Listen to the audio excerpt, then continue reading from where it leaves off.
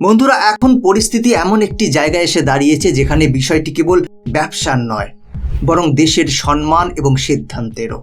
ভারত ও আমেরিকার সম্পর্কের ক্ষেত্রে এক বিশাল আলোড়ন দেখা দিয়েছে, কারণ সম্প্রতি ভারত আমেরিকার 29টি পণ্যের উপর রিটালিয়েটরি ট্যারিফ অর্থাৎ প্রতিশোধমূলক শুল্ক আরোপ শুরু করেছে। ভারত এই পদক্ষেপ নেওয়ার সাথে সাথেই আমেরিকায় তৎপরতা বেড়ে গেছে। তাদের উদ্বেগ এতটাই বেড়ে গেছে যে তারা সরাসরি বিশ্ব বাণিজ্য সংস্থা WTO এতে অভিযোগ করতে শুরু করেছে। একবার ভাবুন, এত বড় সুপার পাওয়ার দেশ হয়েও এতটা বিচলিত। আমেরিকার বক্তব্য, ভারত কোনো সলিড কারণ ছাড়াই তাদের পণ্যের উপর শুল্ক আরোপ করেছে। এবং সবচেয়ে আশ্চর্যজনক বিষয় হলো, তারা এই পুরো বিষয়টিকে জাতীয় নিরাপত্তার সাথে যুক্ত করেছে। একবার ভাবুন, যখন কোনো দেশ তার নিজস্ব সুবিধার কথা বলে তখন তার কাছে সব কিছু ঠিক বলে মনে হয়, কিন্তু অন্য কোনো দেশ যখন সেই একই কাজ করে তখন কেন সমস্যা হয়? ভারত কি কোনো ভুল করেছে? এখন কি আমাদের দেশের স্বার্থের পক্ষে দাঁড়ানোর বিষয়ে ব্যাখ্যা করতে হবে? বন্ধুরা, এটি কেবল অর্থনীতির প্রশ্ন নয়, এটি প্রতিটি দেশের আত্মসম্মানের প্রশ্ন, যাকে রক্ষা করার অধিকার প্রতিটি দেশের রয়েছে। তাহলে চলুন এই পুরো খেলাটি বিস্তারিতভাবে বোঝার চেষ্টা করি। কি ঘটেছিল, কেন ঘটেছিল এবং এর পরে কি হতে পারে। বন্ধুরা, সমস্তটা জানতে পারবেন এই ভিডিও থেকে।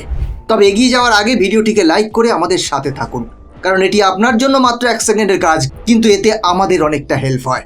নমস্কার, আমি গৌতম আছি আপনাদের সাথে। তাহলে চলুন দেরি না করে ভিডিওটি শুরু করা যাক।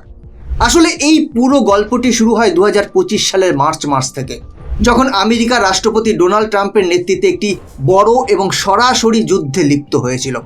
তিনি ভারত ও চীনের মতো বৃহৎ ইস্পাত উৎপাদনকারী দেশগুলির উপর 25% অতিরিক্ত শুল্ক আরোপের ঘোষণা করেন। এই শুল্কগুলি বিশেষভাবে ইস্পাত ও অ্যালুমিনিয়ামের উপর ছিল। এখন দেখুন, ভারত কোনো ছোটোখাটো খেলোয়াড় নয়, বরং বিশ্বের দ্বিতীয় বৃহত্তম কাঁচা ইস্পাত উৎপাদনকারী দেশ, এবং আমেরিকা আমাদের জন্য একটি বড় গ্রাহক। এমন পরিস্থিতিতে যখন এই কর আরোপ করা হয়েছিল, তখন ভারত একটি বড় ধাক্কা খেয়েছিল। আমাদের রপ্তানি সরাসরি $7.5 বিলিয়ন ক্ষতির সম্মুখীন হবে বলে মনে করা হয়েছিল। কিন্তু ভারত চুপ করে বসে থাকাদের মধ্যে নয়। কয়েকদিন পর ভারতও উপযুক্ত জবাব দিয়েছে। কেবল যে পণ্যগুলি নিয়ে আলোচনা শুরু হয়েছিল তার উপরই নয়, এর পরিবর্তে ভারত আরও 29টি আমেরিকান পণ্যের উপর রিটালিয়েটরি ট্যারিফ আরোপ করেছে। এতে ডাল সহ বোরিক অ্যাসিডের মতো জিনিসপত্রও রয়েছে। এর অর্থ ভারত একটি স্পষ্ট বার্তা আমেরিকাকে দিয়েছে, আমরা কেবল শ্রোতা নই, প্রয়োজনে কিভাবে পদক্ষেপ নিতে হবে তাও জানি। ভারত আরও স্পষ্ট করেছে যে এটি প্রতিশোধের কাজ নয়, বরং একটি সুরক্ষার ব্যবস্থা, অর্থাৎ এমন একটি পদক্ষেপ যা তার দেশীয় অর্থনীতি এবং স্থানীয় শিল্পকে বাঁচানোর জন্য নেওয়া হয়েছে। কিন্তু এই ধাক্কায় আমেরিকা হতবাক হয়ে গেছে। তারপর আমেরিকা WTOতে গিয়ে সেখানে বলছে যে ভারত কোনো বৈধ কারণ ছাড়াই এই শুল্ক আরোপ করেছে। এমনকি আমেরিকা বলছে যে ভারতের এই পাল্টা শুল্ককে সুরক্ষা হিসেবে বিবেচনা করা যায় না। আমেরিকা বলছে যে ইস্পাত এবং অ্যালুমিনিয়ামের উপর তারা যে শুল্ক আরোপ করেছে তা জাতীয় নিরাপত্তার কারণে আরোপ করা হয়েছিল। মার্কিন সংবিধানের ধারা 232 অনুসারে রাষ্ট্রপতিকে তার নিরাপত্তার জন্য হুমকিস্বরূপ আমদানির উপর শুল্ক আরোপের ক্ষমতা দেওয়া হয়েছে।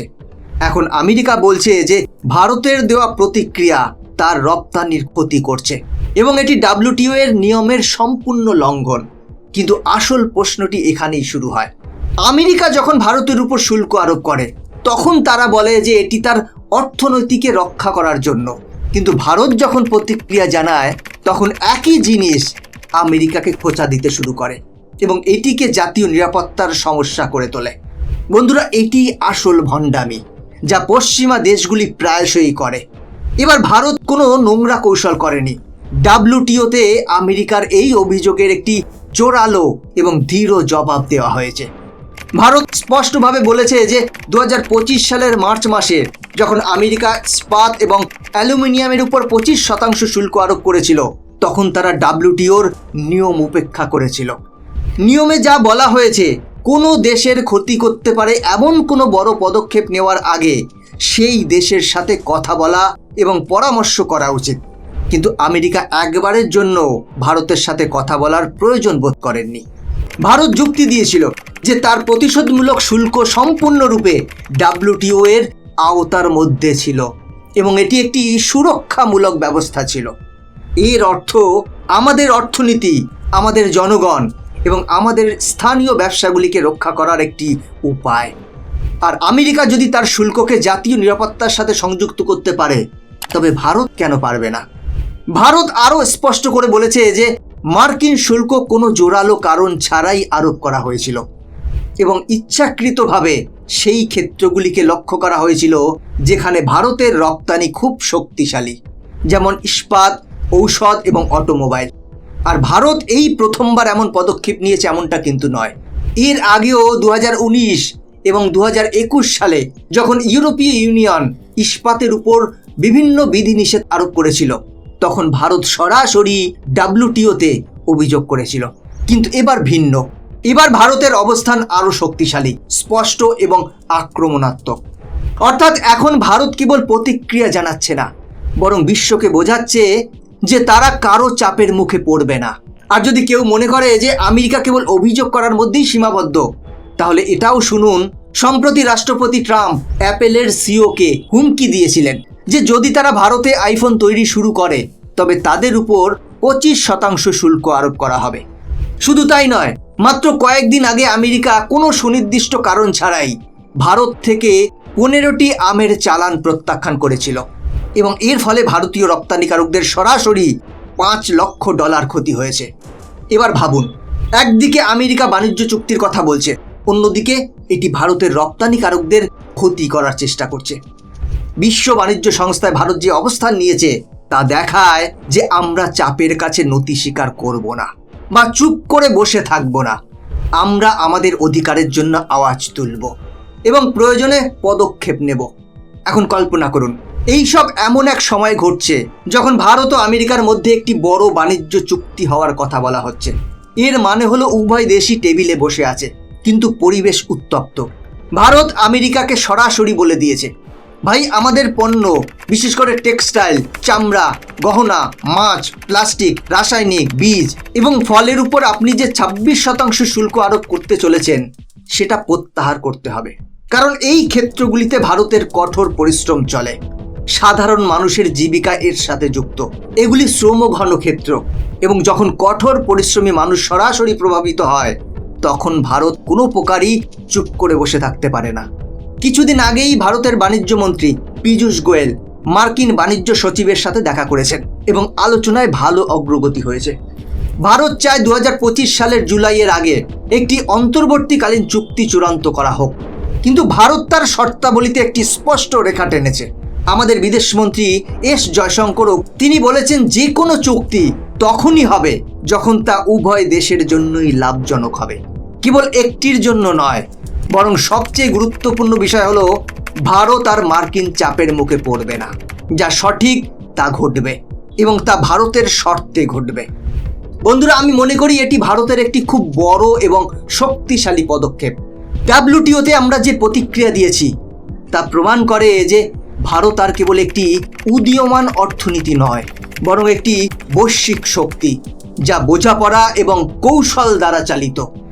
এবং যদি আপনি একটু মনোযোগ সহকারে দেখেন, মনে আছে কিছুদিন আগে যখন আমেরিকা এবং চীনের মধ্যে বাণিজ্য যুদ্ধ চলছিল, তখন চীন অত্যন্ত কঠোর অবস্থান নিয়েছিল। ফলে আমেরিকাকে তার শুল্ক 145% থেকে কমিয়ে 30% করতে হয়েছিল এবং চীনও 125% থেকে কমিয়ে 10% করেছিল। অর্থাৎ আমেরিকাকেও মাথা নত করতে হয়েছিল, কারণ চীন তার স্বার্থে অটল ছিল। এবং এখন ভারতও একই কাজ করছে। বন্ধুরা, এখন যা কিছু ঘটছে তা কেবল ব্যবসা নয়, এটি একটি লড়াই। এমন একটি লড়াই যেখানে ভারত তার অধিকার, তার অর্থনীতি এবং তার আত্মসম্মানের জন্য দাঁড়িয়ে আছে। ভারতের এই মনোভাব, এই অবস্থান আজ প্রতিটি ভারতীয় যে স্বপ্ন দেখছে তা আরও শক্তিশালী করে। এটি বিশ্ব বাণিজ্য প্ল্যাটফর্মেও তার অবস্থানকে শক্তিশালী করছে। আর সবচেয়ে গুরুত্বপূর্ণ বিষয় হলো ভারত এই সব করছে ডাব্লিউটিওর নিয়মের আওতায় থেকে, কথা ও যুক্তির জোরে।